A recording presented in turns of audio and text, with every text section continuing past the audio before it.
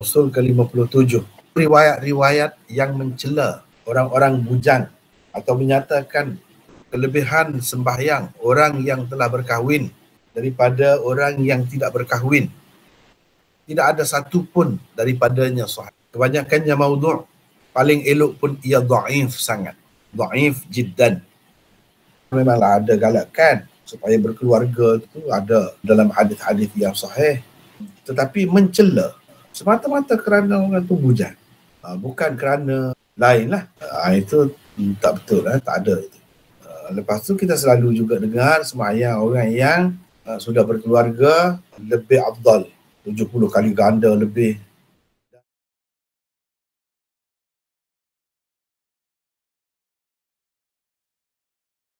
Orang-orang yang paling jahat atau paling teruk di antara kamu ialah orang-orang bujang.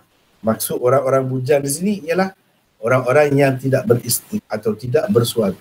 Orang-orang mati yang paling hina di kalanganmu juga adalah orang-orang bujang.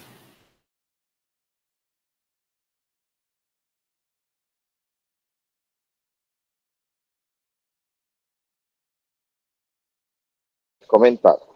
Hadis di atas di dalam sanadnya terdapat sekurang-kurangnya 2 orang perawi bermasalah. Makhul dikatakan telah meriwayatkannya daripada seorang laki-laki tanpa menyebut dengan terang siapakah laki-laki itu dan apa namanya. Maka laki-laki itu dikira sebagai perawi majhul dan kerananya ia dianggap dhaif. Muhammad bin Rashid, perawi yang dipertikaikan oleh sekumpulan ulama rijal. Syu'bah melarang orang menulis hadis-hadisnya dengan alasan dia seorang Syiah melampau. Tiada ancaman seperti itu di dalam Al-Quran mahupun hadis-hadis sahih atau hasan. Terdapat banyak lagi dosa-dosa atau jenayah-jenayah lain yang lebih berat, tetapi tidak tersebut pula hukuman terhadap mereka seperti hukuman yang tersebut di dalam hadis contoh pertama untuk orang-orang bujang paling jahat dan orang-orang mati yang paling hina. Tidak dikatakan ke paling jahat dan mati sebagai orang-orang yang paling hina. Terhadap pelaku-pelaku dosa-dosa besar yang ada hukuman hadnya yang khusus di dunia ini seperti berzina, mencuri, minum arak dan lain-lain. Bagaimana mungkin orang yang membujang tanpa kehendak dan pilihannya akan dihukum seberat itu? Jika diterima pun hadis itu, maka kandungannya lebih sesuai dikaitkan dengan paderi-paderi atau sami-sami yang mengajarkan kepada orang ramai bahawa kehidupan membujang itu kehidupan beragama yang paling baik dan sempurna.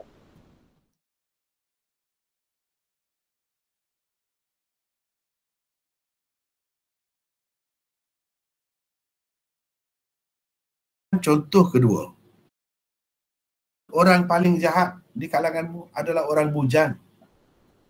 2 rakaat, yakni solat yang dikerjakan oleh orang yang telah berkeluarga, yakni berkahwin, lebih baik daripada 70 rakaat oleh orang yang tidak berkeluarga, yakni belum berkahwin. Jadi ini semacam celaan lah, menyatakan kekurangan orang yang tidak berkahwin. Sampai begitu kekurangannya. Betul ke begitu? Jawabnya tidak.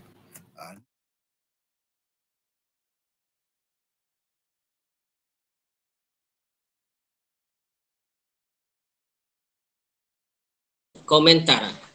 Ibnu Adi berkata, ini adalah hadis maudhu'. Abu Zur'ah dan An-Nasa'i berkata, Yusuf bin As-Safar perawi matrukul hadis.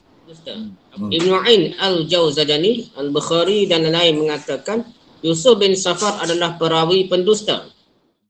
Hadis contoh kedua seolah-olahnya mewajibkan berkahwin dan berkeluarga. Sedangkan tidak semua orang mempunyai kemampuan untuk berkahwin dan berkeluarga atas pelbagai alasan yang dibenarkan oleh syarak. Apakah mereka berdosa kerana tidak berkahwin sehingga dikatakan mereka adalah seburuk-buruk atau sejahat-jahat umat Muhammad?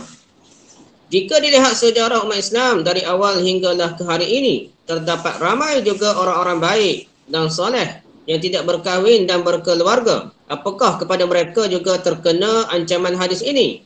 Apakah mereka juga menjadi orang-orang yang paling jahat atau paling teruk? Apakah nilai sembahyang mereka 70 kali kurang daripada nilai sembahyang orang-orang yang berkahwin? Bukankah terdapat juga sahabat Rasulullah SAW, para ulama dan pejuang-pejuang Islam yang tidak ditakdirkan berkahwin sepanjang hidupnya kerana sebab-sebab tertentu? Apakah mereka tidak terkecuali daripada ancaman sabda Rasulullah SAW itu? 10. Jika dikatakan hadis-hadis dhaif boleh dipakai juga untuk tujuan targhib, yakni menggalakkan orang melakukan kebaikan, dan tarhib, yakni menakut-nakutkan orang daripada melakukan maksiat, maka perlulah diketahui hadis-hadis dhaif yang macam manakah yang dibenarkan oleh para ulama. Sama juga orang kata untuk fadail amal, hadis dhaif yang macam mana. Itu kita kena tahu. Jangan kira pukul umum begitu saja, tak boleh. Tentu sekali bukan hadis-hadis dhaif sangat, apalagi hadis maudhu' seperti yang dikemukakan di sini sebagai contoh.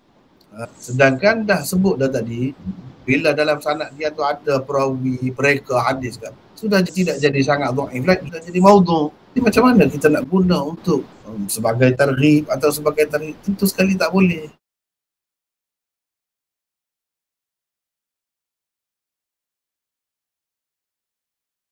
Contoh ketiga, Anas meriwayatkan katanya Rasulullah SAW bersabda, 2 rakaat yang dikerjakan oleh orang yang berkeluarga lebih baik lagi daripada 82 rakaat oleh orang bujang.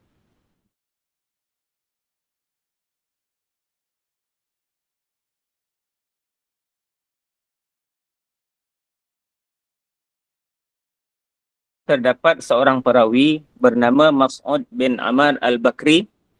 Az-Zahabi menulis, saya tidak mengetahui siapa Mas'ud ini, perawi majhul. Hadisnya ini batil, karut. Terdapat seorang perawi bernama Mujasyih bin Amr, bahawa Mujasyih bin Amr adalah salah seorang pendusta besar. Gandaan pahala sembahyang orang yang berkahwin daripada orang bujang juga tidak sama. Di dalam riwayat kedua tersebut, 70 kali ganda. Di dalam riwayat ketiga pula tersebut 82 kali ganda. Di situ terdapat perbezaan yang menyebabkan ia menjadi muttarib. Mana tak tetap lah. Tak tetap ni salah satu ciri hadis dhaif juga. Bukan Ibnu Al-Jauzi sahaja telah menghukum hadis-hadis ini sebagai maudhu'. Ibnu Adi, Al-Uqaili, Az-Zahabi dan lain-lain juga telah menghukumnya maudhu'. Tokoh-tokoh hadis di zaman mutakhir seperti Al-Albani, Al-Ghumari dan lain-lain juga sependapat dengan mereka. Jadi malanglah kalau pihak majlis agama, jabatan agama kau yang menyediakan khutbah nikah tu, dia masukkan benda ni semata-mata kerana ada di dalam kitab-kitab ni, memanglah ada. Tapi kena tahu itu menjadi tanggungjawab kita, terutamanya institusi agama tu. Dia kena cek lah betul-betul. Kita selalu dengar lah bila khutbah nikah tu kan ada baca ni. Kena tahulah hadis ni, hadis apa ni, setara mana kedudukan dia.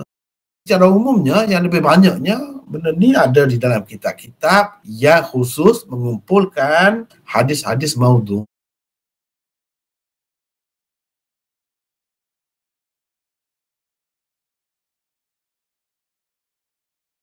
Kerana kecuaian dalam penapisan hadis-hadis seperti inilah, hadis Mujasyih dan lain-lain yang dihukum maudhu' oleh sekian ramai ulama itu masih lagi menjadi penyeri khutbah-khutbah nikah setiap kali imam membaca khutbah nikah sebelum melakukan akad nikah di Malaysia dan di setengah negara umat Islam yang lain hingga ke hari ini. Itu sebabnya, sebab cuai lah. Boleh kita kata begitu. Kalau tidak curai, sepatutnya tidak berlaku begitu. Banyak lagi lah, bukan perkara ni saja. Banyak lagi kalau dalam kad kahwin kan. Dalam tu dia sebut seperti Yusuf dengan Zulaikha, seperti Adam dengan Hawa, seperti Sulaiman dengan Balqis. Sesoalannya mereka itu berkahwin pula. Jadi diharapkan pengantin baru ni baik, berkasih sayang. Seperti mereka itu, seperti Muhammad dengan Khadijah dan sebagainya. Benda-benda ni biarlah kita tahu. Kita sebagai orang Islam yang bertanggungjawab, bila kita belajar kita tahulah benda ni tak ada asas. Jadi imam-imam tu baca tu berhentilah, sudahlah. Duduk baca itu juga. Sebab apa? Jadi imam tu satu hal. Dia kata ini buku ni mari daripada Majlis Ulama. Majlis Ulama tu buat tu kenapa begitu? Itulah cuai lah. Kita banyak cuai. Sepatutnya kita baikilah semakin baiklah. Dan kalau orang luar, kalau siapa pun tengok, dalam hati dia kesian. Orang Malaysia ni setakat ini saja pengetahuan. Dia akan kata gitu lah. Tapi pihak yang bertanggungjawab pula tak kisah pula. Orang yang hidup mengajar begitu pun tak kisah. Satu malapetaka juga yang berlaku kepada umat kita, di mana tak ada penapisan. Lepas tu kalau ada orang yang tegur, dituduh macam-macam pula. Yang tu pula yang disekat daripada mengajar, tidak diberi tauliah. Kan pelik. Sepatutnya tidak berlaku begitu. Cuba kita tengok. Yang saya sebut tadi, semua ulama-ulama tu bukan calon-calon orang. Mereka yang kata maudhu'. Kenapa kita nak pakai yang maudhu' lagi? Sepatutnya berhentilah. Dah tahu.